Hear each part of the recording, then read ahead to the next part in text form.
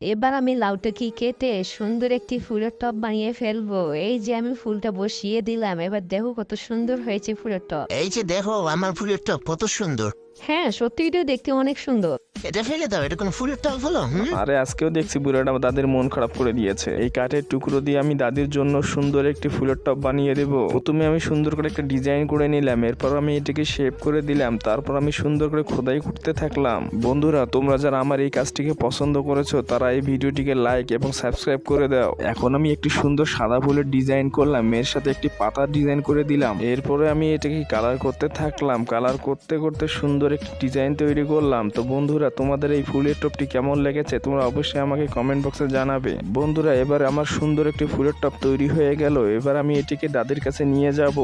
দাদি, এই যে দেখো, আমি তোমার জন্য সুন্দর একটি ফুলের টব নিয়ে এসেছি। সত্যিই তো এটা দেখতে অনেক সুন্দর, তুমি এটি আমার জন্য নিয়ে আসছো, এটা অনেক সুন্দর। আমি এখানে অনেক